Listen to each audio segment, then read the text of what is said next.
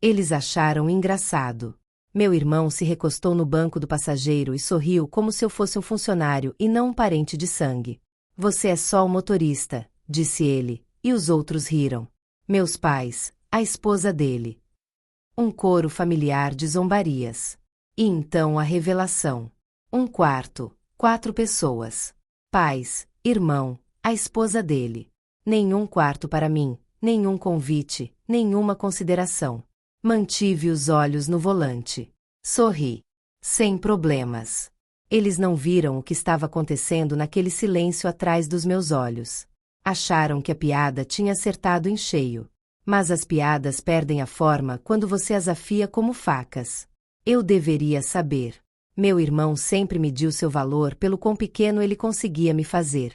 Quando crianças, ele escondia meus brinquedos, reivindicava minhas ideias como suas e usava sua arrogância como uma coroa. Mas eu acreditava que o tempo muda as pessoas. Dei a ele o benefício da dúvida. Disse a mim mesma que éramos crescidas agora, que a família significava mais. Eu estava errada. A verdade é que os sinais estavam lá. Os planos sussurrados entre ele e meus pais, os breves silêncios quando eu entrava em um quarto, os olhares sussurrados de sua esposa, como se ela soubesse, mas não quisesse dizer. Eles não me queriam lá. Não mesmo. Mas a traição não dói por causa do que é feito. Dói por causa da pessoa que a faz. No saguão do hotel, eles se reuniram em volta do balcão de check-in. Dei um passo para trás e ouvi a voz orgulhosa do meu irmão. Reserva para 4. Ele disse isso como uma declaração, como uma frase gravada em pedra. Ele nem olhou para mim. O recepcionista pareceu confuso. Mas você veio com 5 pessoas em um carro. Esse é só meu irmão, minha mãe disse. Só meu irmão. Como se fosse uma reflexão tardia, uma nota de rodapé. Novamente, o riso irrompeu. Naquele momento, eu decidi. Eu não os confrontei. Eu não estava implorando por uma cama ou lutando por respeito. Era isso que eles estavam esperando. Uma explosão de emoção, um sinal de fraqueza. Em vez disso, saí, tirei o celular do bolso e fiz uma única ligação. Uma única ligação. Foi só isso. Pedi um favor, quitei uma dívida e, quando voltei para dentro, sorri calmamente novamente. Meu silêncio os perturbou, mas eles não sabiam dizer por quê. Enquanto levavam a bagagem para o elevador, fiquei em pé perto da janela do saguão. Vi os faróis de SUVs pretos se aproximando, suave e lentamente. Os porteiros se endireitaram quando homens de terno escuro saíram. Eles não tinham vindo por mim, tinham vindo pelo hotel. Em poucos minutos, o gerente foi chamado. Houve sussurros entre os funcionários. O sistema de reservas piscou nas telas. E então a voz do meu irmão surgiu, estridente e frustrada. Como assim, sem reserva? Desculpou-se o gerente.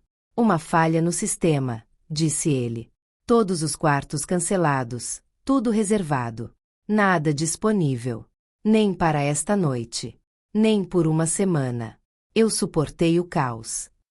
A descrença dos meus pais, o temperamento do meu irmão, o constrangimento silencioso da esposa dele. Eles estavam parados no meio do saguão, com as malas aos pés, a dignidade publicamente perdida. E eu? Encostei-me à coluna com os braços cruzados, como se observasse estranhos. Meu irmão finalmente se virou para mim, com o rosto vermelho e o maxilar cerrado. Você sabia disso? Inclinei a cabeça. Sou apenas o motorista. O silêncio que se seguiu foi mais denso do que o chão de mármore abaixo de nós. Foi então que ele percebeu. Todos perceberam. O favor que eu havia pedido não foi sutil. O gerente regional da rede hoteleira era um antigo colega de classe que me devia mais do que gratidão. 100 quartos. Não havia viagem, nem comemoração, nem planos. A noite passou e eles não puderam fazer nada além de arrastar as malas de volta para a escuridão que os esperava. Não ofereci nada, nenhuma solução, nenhuma compaixão. Simplesmente passei por eles, com as chaves na mão, e entrei no carro. Eles hesitaram. O orgulho os impedia de perguntar, mas a necessidade os impeliu. Finalmente, um por um, eles voltaram para dentro, para os mesmos assentos, para o mesmo carro. Mas o riso foi substituído pelo silêncio. Na volta, só se ouvia o motor. A voz do meu irmão nunca mais se elevou. Minha mãe não me expulsou. Meu pai nunca baixou o olhar. E a esposa dele manteve os olhos fixos na janela, fingindo não ter notado a mudança de poder no saguão. A vingança não precisa de fogo. Não precisa de gritos ou violência. A vingança mais eficaz é o silêncio. Dá a eles espaço para conviver com a vergonha, para reviver a própria crueldade repetidamente até que ela os envenene por dentro. Foi isso que eu lhes dei. Eles achavam que eu era dispensável, que eu aceitava o papel de sombra, motorista, servo. Mas uma pequena volta no volante, um chamado, uma decisão, e tudo saía do controle. Sempre que meu irmão olha para mim agora, ele se lembra. Ele se lembra do saguão, das malas a seus pés, da impotência diante de estranhos. Ele se lembra do gosto da humilhação nas mãos do próprio homem que ele tentava menosprezar. E eu também me lembro, não com dor ou raiva, mas com calma. Porque naquele momento, eu não era o motorista. Eu era quem definia o curso. E eles nunca esquecerão isso.